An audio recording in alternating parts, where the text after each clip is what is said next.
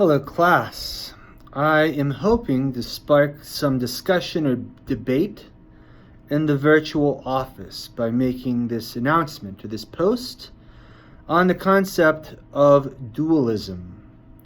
This is an important consideration for you to think about in both behavioral neuroscience and drugs, brain, and behavior, because it drastically changes your perspective on how the brain controls behavior and how drugs control the brain to control behavior.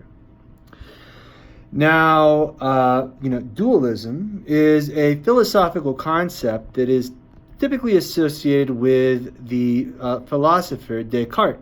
I studied it myself in History of Psychology way back when, which is an excellent place for it to be discussed, and really I don't think that it has any place in our modern understanding of how, behavior occurs or how drugs influence behavior. However, in speaking to some of my colleagues and other students here, it does seem that there are still surprisingly proponents of dualistic explanations of the mind and behavior. So what is dualism? By definition, dualism is the belief that the mind is separate from the brain and therefore, or the body and therefore the brain. There are, even early neuroscientists, and this is fair, were proponents of dualism. They didn't completely have a grasp on how the brain might control behavior. Frankly, at the earliest time, we didn't even understand how the brain communicated, or if it was composed of one cell or many.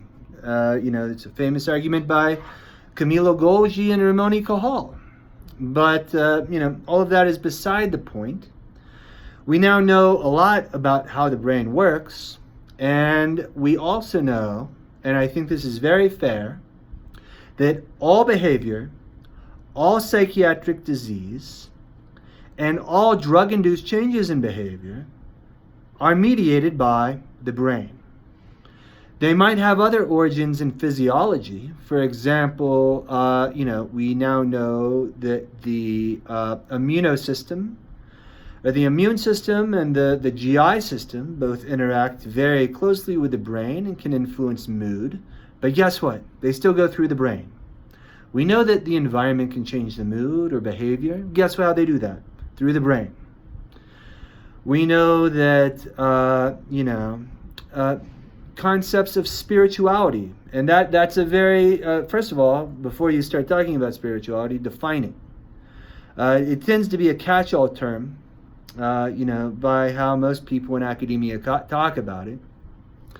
But, if we're talking about doing good for somebody, like doing an act of kindness, something that, spiritually minded people that I follow, like Pema Chodron, are strong advocates of, doing kind acts for, spiritual well-being, these sorts of things. That is still a manifestation of the brain, in my opinion.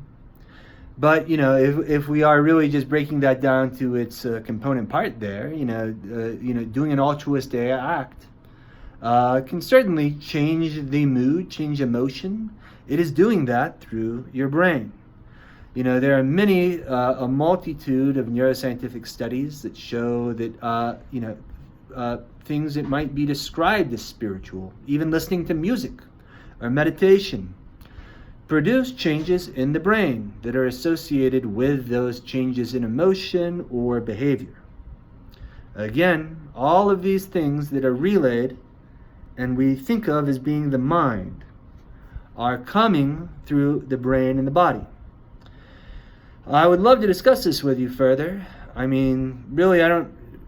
guess you can fake it till you make it, but I don't really see how you can make it through these classes as a dualist. Or, you at least couldn't answer your questions in that way.